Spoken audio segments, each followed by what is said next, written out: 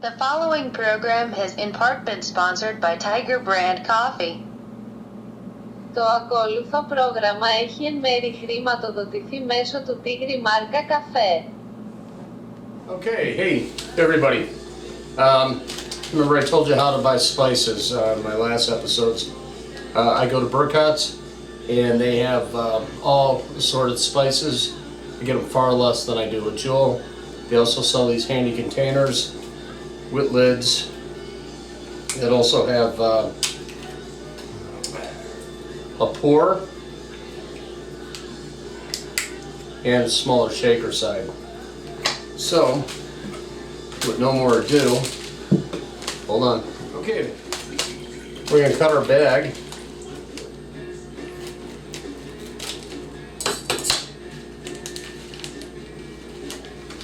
Carefully pour our spice into the container. Filled it up quite nicely. For $2 plus the extra buck, $3. And these are reusable. I probably would have got hit $4 or $5 at Jewel. But you got to remember the true cost of it was $2. I have a container that I continually use, wash out, put other spices in. So 2 compared to 5, I'm making $3 by making better choices. Alright, also it came with this handy label. Let's see what this is about. Okay. It's already printed on the front. I don't really understand why they did this. Maybe I was to write the spice name on this, but I don't like their label. I have no clue why they use this. It does nothing for me. It's stupid. Alright. But I do know what green chives look like, and this is green chives. If you cook, you're going to be familiarized with, what you got in the kitchen. You know what it is. For you people that really don't cook, you may want to go to Jewel and pay the $5 because the labeling is a little bit better. Alright. Okay, hey, we got our potatoes ready. They baked for an hour. I scooped them out. Skins are discarded. And now we're gonna prepare the rest of the ingredients and place them in. We're gonna go with 2 tablespoons of butter. I recommend that you cut 2 tablespoons off, cut that in half, place those pats into your hot potato mixture there. Okay. Gonna mix that around a little bit. Just get that incorporated with the potatoes. Give it a chance to melt. Okay. What we're doing here is we're giving the potatoes a chance to get seasoned by the butter, and we're also breaking the potato up into smoother chunks. This isn't whipped potatoes, but what we're trying to do is give it a nice consistency and texture. So we're using just a spoon technique. I feel well rewarded for putting a little more effort in than just using a blender. Like I said, I don't want mashed potatoes, but I want to melt that butter in nicely with the potatoes. And also give it a nice little chop to where it's consistent. Okay, from there we're going to add about a half cup of sour cream. Okay, well that finished that container. Luckily, had an extra in the fridge. Always smart to know what you have and don't have. Always plan ahead. Always. Okay. I'll call that a clean half cup. Right there. I do have a measuring cup, but my thing is, you can eyeball this stuff. Just kind of just use a little common sense. But if you don't understand measurements, then you probably shouldn't do what I just did. I would just take the honest measurements. All right.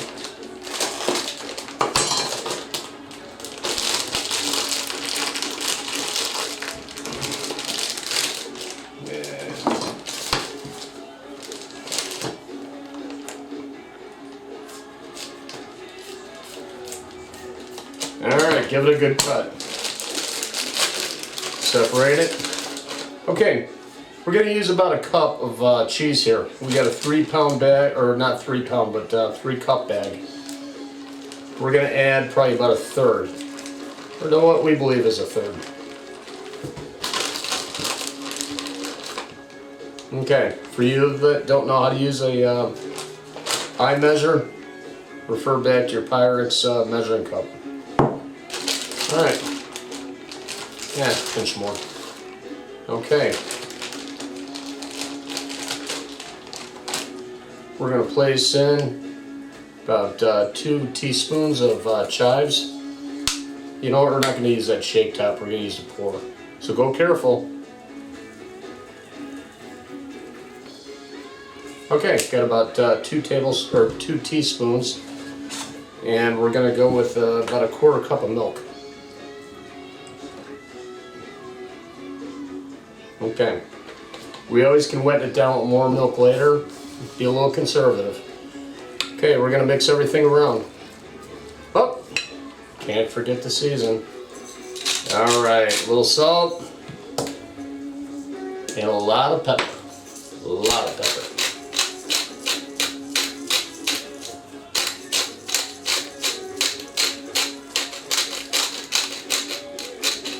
This is a very special dish. I'm going to tell you something.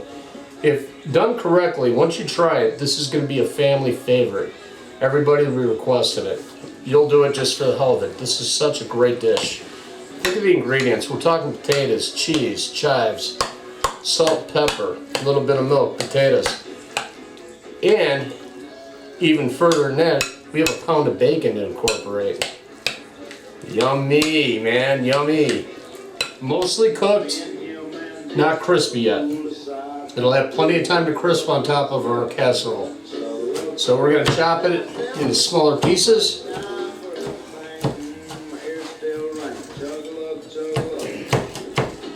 Might take a little bit, but you're going to get your consistency. What you want are small bits of bacon. Hold on, I know where something is. We're going to make this a little easier on Mark. Got a hammer.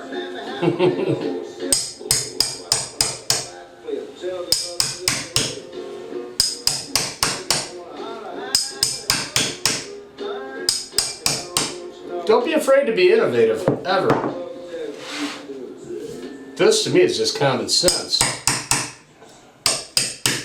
I believe sometimes we've been pre-programmed, and the obvious just doesn't pop out as much as it should. So, always feel free to make things easier on yourself, no matter what your government tells you. So, what we have here is some finely chopped, mostly done bacon, and this will be used for the top of our casserole. Now what I recommend to you, if you're going to use your dog's name on your cooking show, take the bits that fell off and a little bit of bacon grease, go ahead and set that down for him. Fred! Hey! Where you at? Hey, look what Daddy got you. Come on. Oh, the pre-grease. Look at that, look that shit up. It's good for the coats. Don't worry, we use antibacterial soap around here, and the water reaches a total of 160 degrees because I keep the water heater way up. Go ahead, boy. Go ahead, lick away. Here, Daddy put a little beer in there for you, too. Oh, there you go.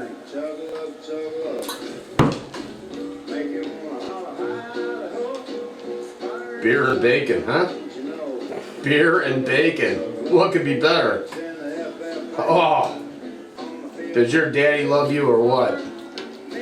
You're a good boy, good boy.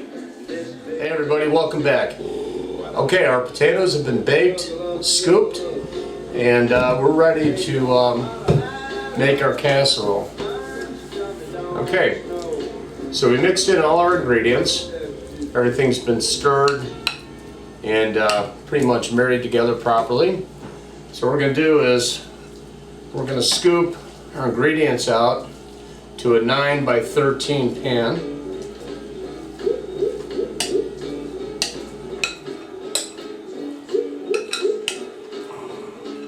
Left-handed, sorry you have to see the back of the bowl, but you understand how to pour something in, I'm sure. Okay, what we're going to do, oh wait a minute, I made a mistake. Got to scoop it back into the bowl. Hold on. Real quick, I'll be right there. Okay. May I recommend a little bit of cooking spray?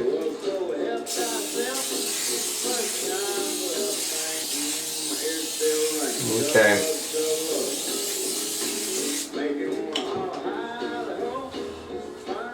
All right. Now, put your potato mixture back in. All right, we're going to spread it out evenly through your 9 by 13 pan. We're going to take a spoon and just kind of do it. You can use a bigger spoon, whatever's quicker for you, but it's not really quicker when you have to do extra dishes, so just use what was here. Okay, starting to come out even. We're going to take thicker spots, turn them into thinner spots, and thinner spots into thicker spots. Are you following me? Alright. That's thinner spots into thicker spots, and thicker spots into thinner spots. Alright.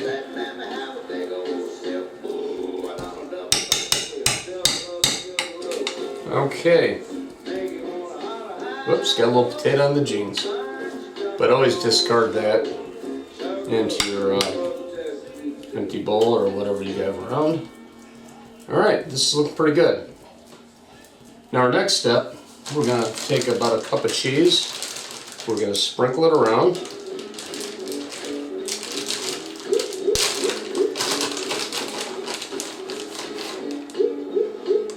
Try to evenly coat it with the cheese. Kind of a little twist between your fingers. Don't be afraid to dip back in and just kind of thin it out a little bit. And usually, like I said, this is about a cup of cheese that you're going to use. Actually, there's no rule to a cup, but that just gives you a general idea. Don't be afraid to put it to your consistency. Hey Fred, there's cheese on the floor. Hit it.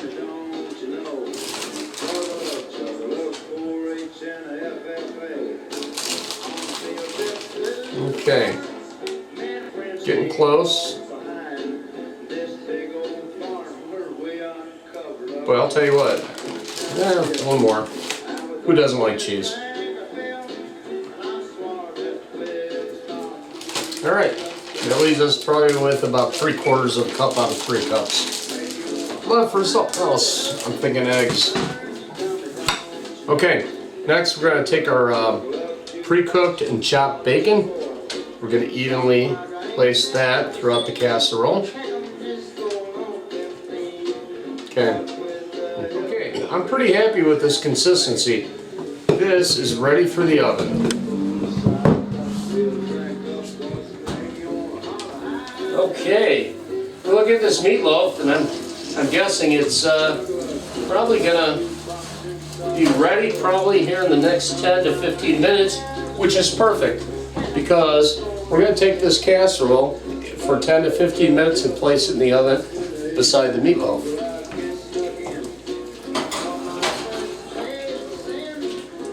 All right. Okay, on to the beans. Right back. Go ahead, be my dishwasher. We'll take care of that mess, Fred. It's all good.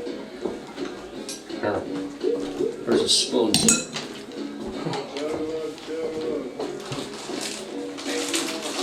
I wouldn't feed a dog every human food, but starches such as potatoes, bacon, grease, this is all good for them. It's good for their coat, good for them just generally. They're happy. Don't be afraid to let your dog lick your bowls. Hey, welcome back. We're going to start our beans. This is the side dish next to the double baked potato casserole. So what we're going to do is we're going to pick out our healthiest beans and we are going to snap the tips. Okay, we're going to continue doing that and being selective with our beans. Obviously I pre-rinsed them, so they're nice and clean, they're ready to be prepared. So anyway, we have our meatloaf, we have our double baked potato casserole in the oven. We're going to time this out just perfectly. Right now I'm putting on almonds in the pan. I'll light it up. We're going to add 2 tablespoons of butter. Nice to have a paper towel close by.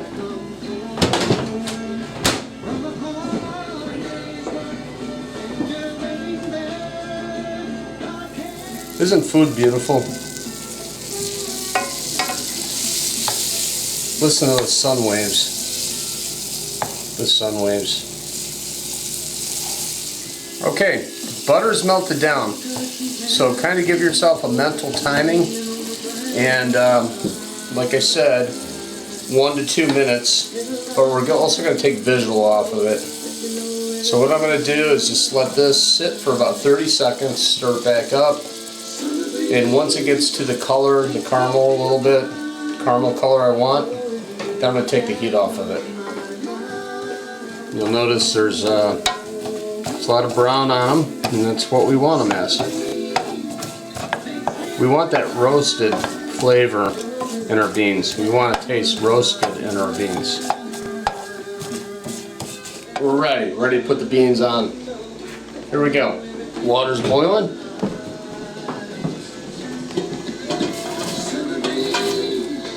Okay, we're going to stick this in some boiling water for about 5 to 6 minutes.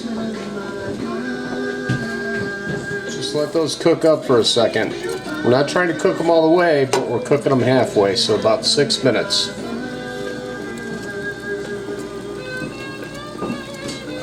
Alright, so anyway, we're all set. The green beans have been boiling for about 6 minutes. Not all the way done, but where we want them. Oh, we're going to need some pot holders. If I really had to, I would, but you know, I'm starting to realize there are certain comforts in the world, and I'm utilizing them.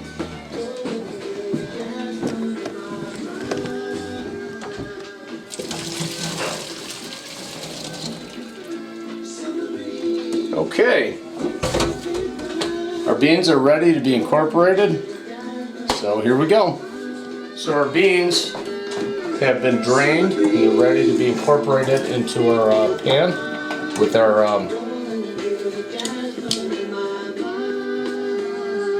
roasted almonds. Okay, here's what I suggest. We put a little bit of butter in there. What we're going to do is mix everything around the best we can. We don't want to oversaturate with oils and butter. We want it just right. We're going to turn on the flame, but we're not going to go all the way high. We're just going to go to about 2, and we're going to continually stir. We're going to see where we're at. Okay, stuff's starting to look a little lively. Everything's starting to get blended. I'd like to blend it more. I want a very even blend. You know what? Here's what we're going to do. Remember, I told you this. Don't think conventional. Sometimes you got to think outside the box. Truth of the matter, you're okay right there, camera guy. Just stay.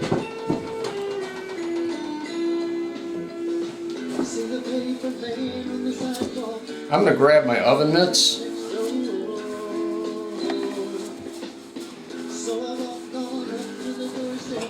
And I'm going to Whoops. Whoops. It almost went bad. Hold on. Hold on. This is what I want to do. I want to shake it all up. I don't want to stir all day. I want to shake. Okay. Everything's starting to look shook around. It's good.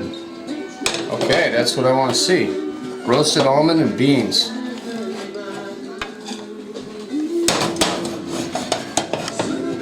Okay. Turn this down to about a low flame, maybe number 2. And, you know, just listen for a little sizzling.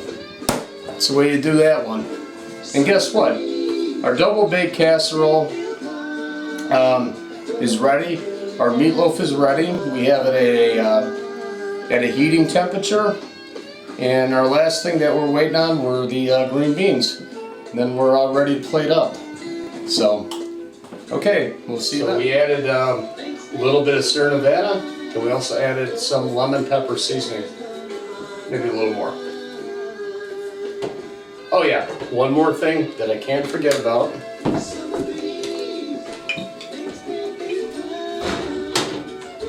Whoops. That's not what I meant to put in there, but it'll be okay. A little more pepper.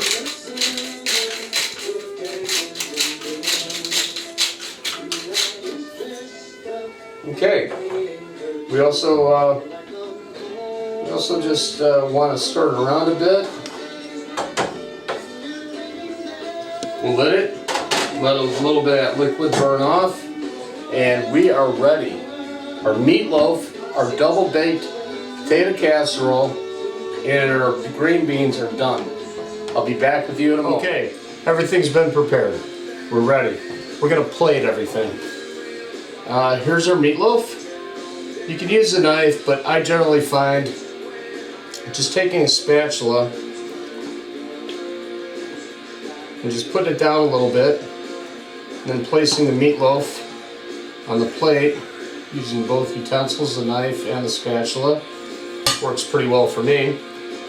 It may drip and leave a little bit of a mess, but hey, that's part of it. Okay, what do we have here?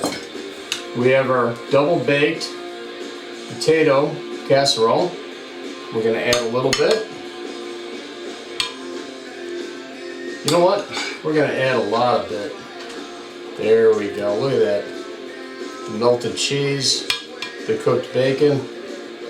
Damn, this is good. Alrighty. Okay. And here, we're going to add a little bit. Now make it a lot of it. Our vegetables with almonds.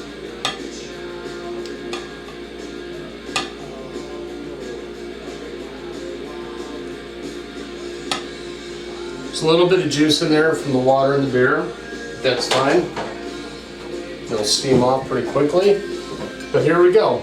We have meatloaf, double baked potato, casserole, and green beans with almonds and lemon pepper. This is an awesome meal, guys. Okay, hey, we're back.